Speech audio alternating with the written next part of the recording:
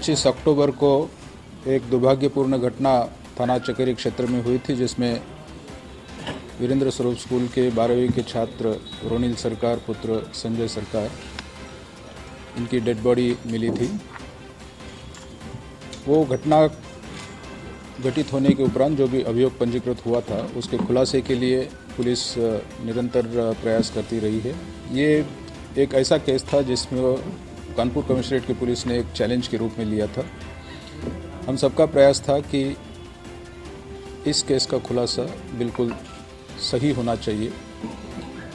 इस केस को खुलने में काफ़ी समय लगा, लगभग 35 दिन इसमें समय लगा।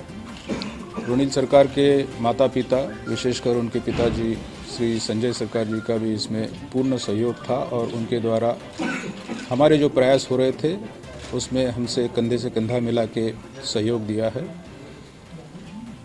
इस घटनाक्रम के खुलासे में पुलिस टीम में joint CP, additional CP crime, DCP crime, जो डीसीपी ईस्ट, ये सभी वरिष्ठ अधिकारी इसमें इन्वॉल्व रहे।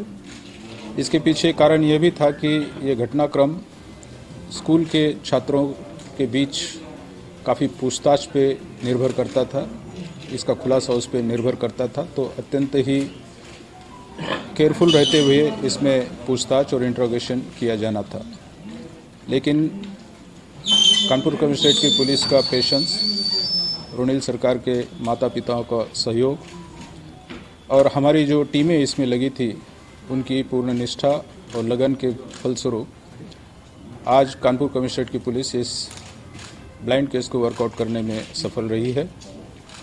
यह केस ऐसा है जिसमें पूछताछ के दौरान बातचीत से बातें निकलने से ज़्यादा डिजिटल एविडेंसेस और वैज्ञानिक तरीकों पे अत्यंत ही बल दिया गया था और उन्हीं तरीकों से इसमें पुलिस को सफलता भी मिली है।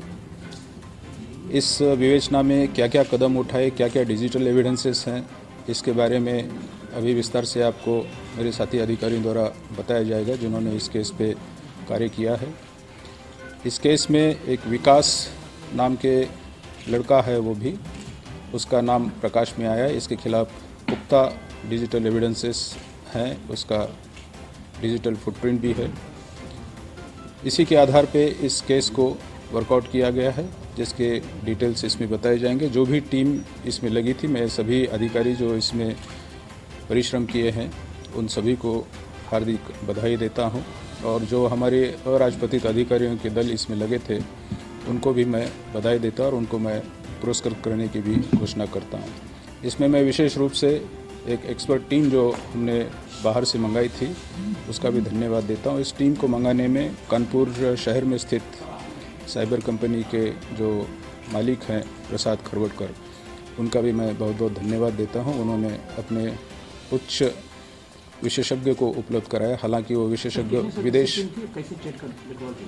विदेश में थे, इसलिए भी इस केस में 1 हफ्ते हमको इंतज़ार करना पड़ा है। विदेश से लौटने के बाद वो सीधे इस कार्य के लिए कानपुर आए। उन्होंने जो मोबाइल फ़ोन्स थे जिसमें कुछ चैट्स डिलीटेड थे, वो डिलीटेड चैट्स को रिकवर करने की हमारे पास कोई सुविधा नहीं थी। उन्होंने इस पर अथक परिश्रम करके वो चैट्स रिकवर किए हैं। अभी भी कुछ कन्वर्सेशंस है जो फुल्ली रिकवर नहीं हुए हैं, उस पर वही एक्सपर्ट टीम काम कर रही है, कुछ सॉफ्टवेयर्स प्रोक्योर कर रही है। उसके आधार पे विवेचना प्रचलित रहेगी और भी एविडेंसेस इसमें जुटाए जाएंगे।